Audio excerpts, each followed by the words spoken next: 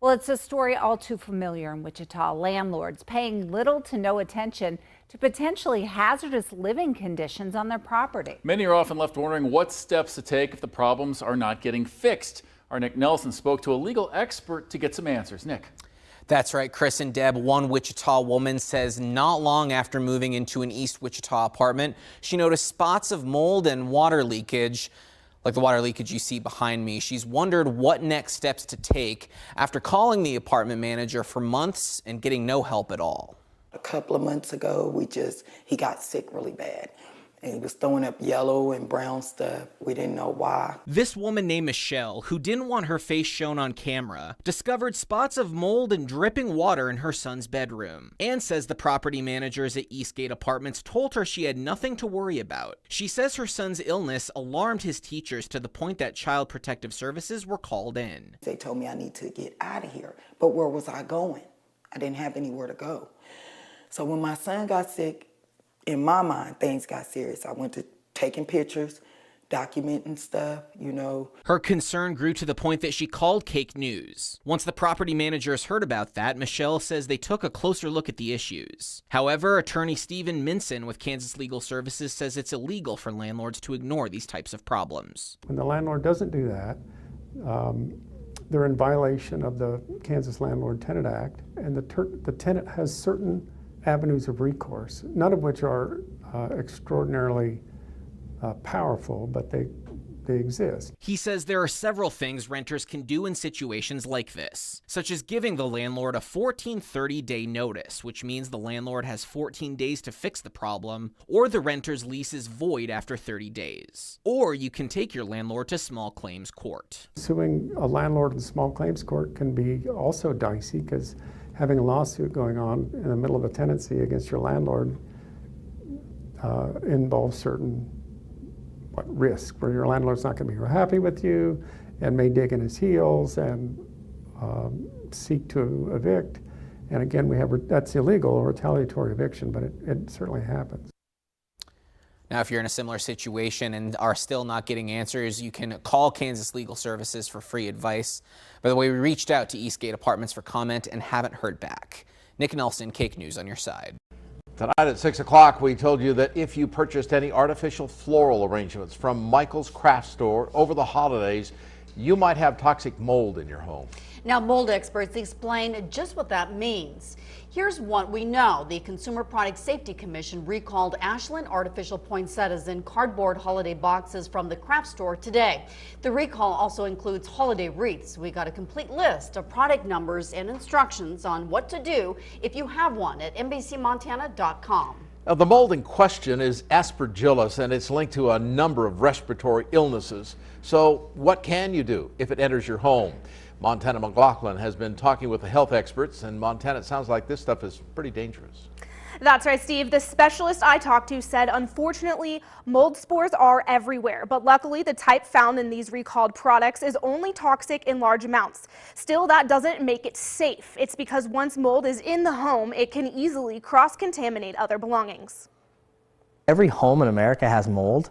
It's just about how much, where it's at, what you're looking for. Is it dangerous to somebody? Matt Kavana has gotten down and dirty with mold for over 18 years. From Hurricane Katrina to the University of Iowa flooding, he's cleaned up the worst. Water damage and humidity and moisture, yep. He says mold contamination in western Montana is growing. And you can take a mold from Montana and you could travel to Las Vegas, Nevada, and they have mold too, and you go, well, how does that happen? That's the desert. It's just different species of mold that live in different environments. But cleaning it up on your own is not safe. These are some of the tools that they use to remove mold. This is an air scrubber that takes contaminated air, filters it through 3 filtration systems, and releases clean air back into the space. And this is a media blaster, which will spray anything from soda to sand onto a contaminated area to physically remove the mold from any space. Spaces like attics, crawl spaces, or anywhere water flows. Then you'll see that they vent right up into the attic space. Well, that's great for the bathroom space, but then the attic space is getting that abundance of moisture stuck up there. And cleanup is a process. So one of the first things we want to do is dry the space out. This is a dehumidifier. It's the first step of many, but it can take anywhere from a week to several months depending on the severity and spread.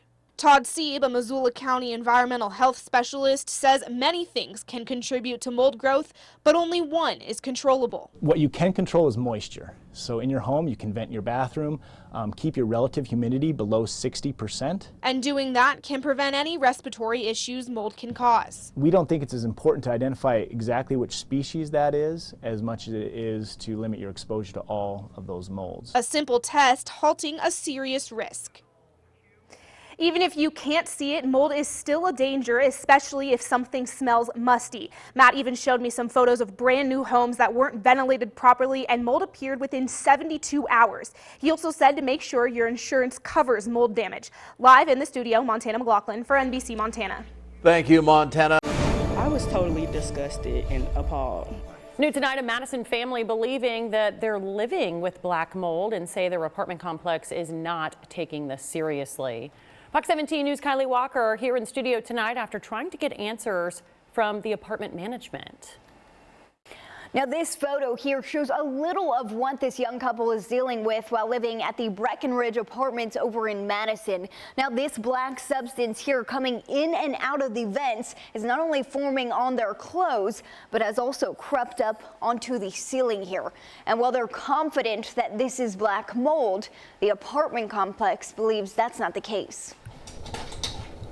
This is what a young couple is living with every day in their Madison apartment. It's been hard to breathe, like as far as wheezing. I've been having shortness of breath, as well as my boyfriend having sinus issues for months, and his sinuses have actually been inflamed. And Carolyn McNeil wants the problem remedied quick, as she recently learned she's pregnant. It's very early on as far as development of the child, so it's very important that this is solved immediately. McNeil says for months she and her boyfriend did not know why they were feeling sick until they discovered what was behind several of their vents a few days ago.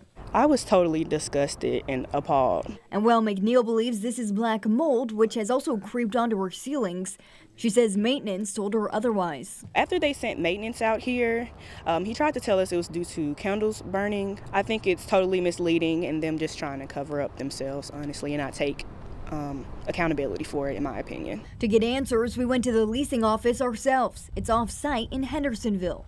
I'm with Fox 17 News. Just wanted to see if I could talk to someone regarding a possible black mold situation. The woman who greeted me then went and made a phone call. She came back 10 minutes later with a number to call.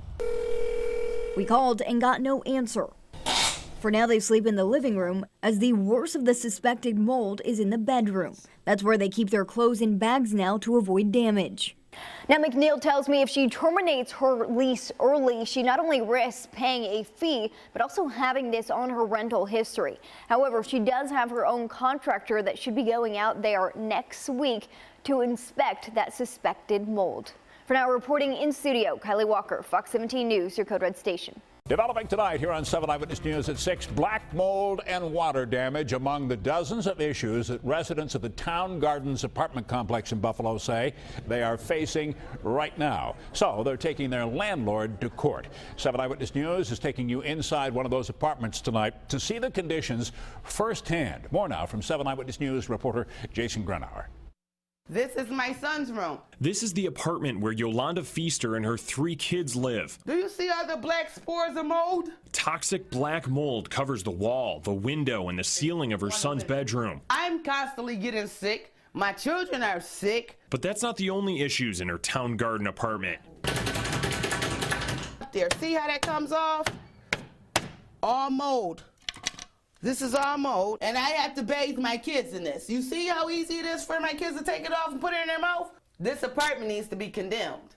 This apartment itself needs to be condemned. So we came here to the management office of the Town Apartments looking for answers. We weren't even let in the front door, and the woman inside immediately closed all the blinds. This is ridiculous. Buffalo Common Council President Darius Pridgeon and a group of Town Garden residents took their issues with the complex, which they claim have been going on for 5 years or more, to housing court this morning. We do not want to be in court. We want the place fixed, but the management has been slow to fix. The owners have literally said to me personally that the Town Gardens is like a Home Depot. If you don't like it, you find another place. The apartment complex hired its own attorney, while Yolanda Feaster court waits. At this time, we have no official comment other than we plan to work with the city, work with the housing department to cure any of the defects. I have nowhere to go to. Where am I? I have children. I can't just up and leave. Now, that housing court judge ordered Town Gardens to show some progress in fixing the residents' problems. Pridgeon says he knows of almost 100 violations there and that he plans on following through in court until they are all addressed. Jason Grenauer, 7 Eyewitness News.